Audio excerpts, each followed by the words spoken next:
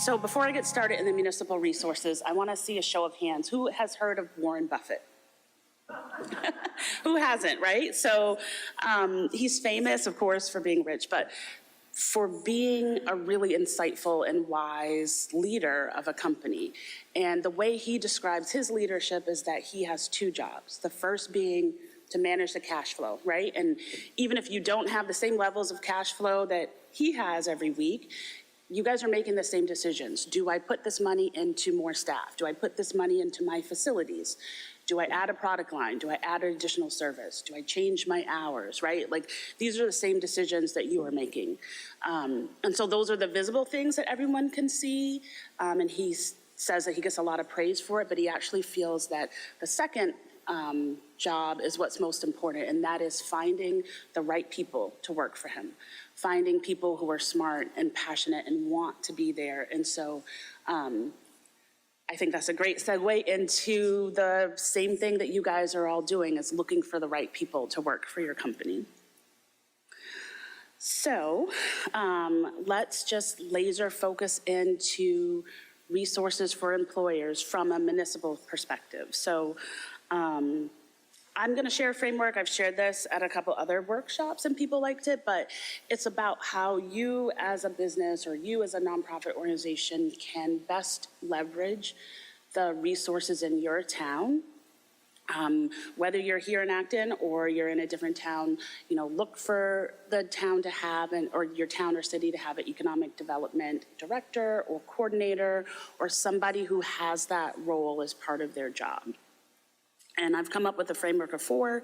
It's just 4 words for you to remember: notify, follow, volunteer, and receive. So first off is just tell us what's going on. Tell us when you're looking for hires, you know.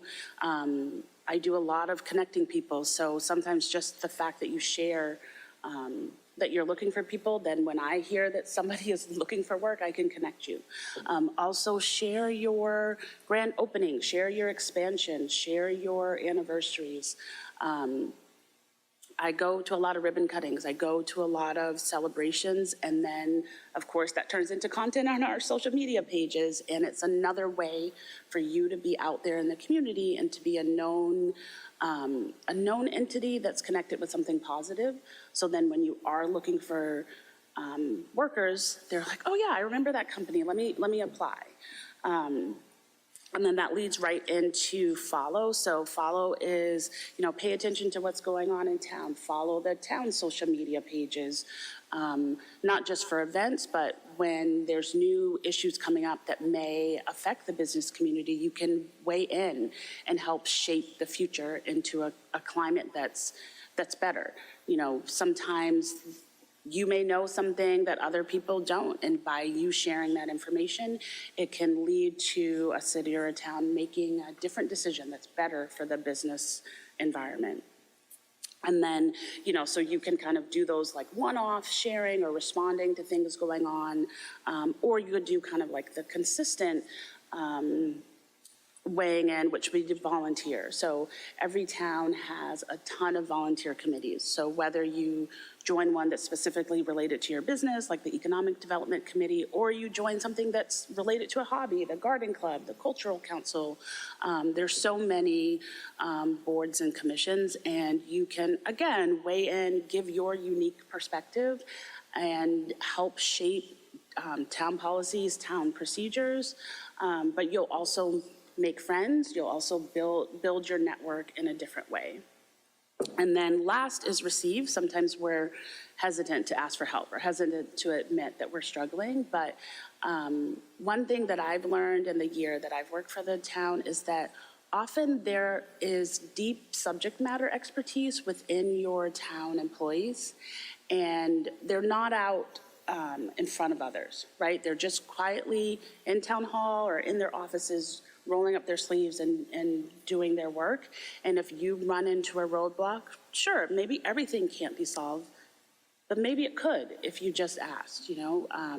I've had people who've come in and they say, oh, you know, I need to apply for this and I'm just overwhelmed by the paperwork. And so I'll just sit with somebody and help them do the paperwork or whatever the issue is. There's a lot of people who work for municipalities who really do want to help, and they really are here specifically to help you. So that's notify, follow, volunteer, and receive. So, and then I just want to say one last thing for anybody who, of course, you guys are all working for established companies, but we do have some folks virtually who have joined, and people may watch this in the future.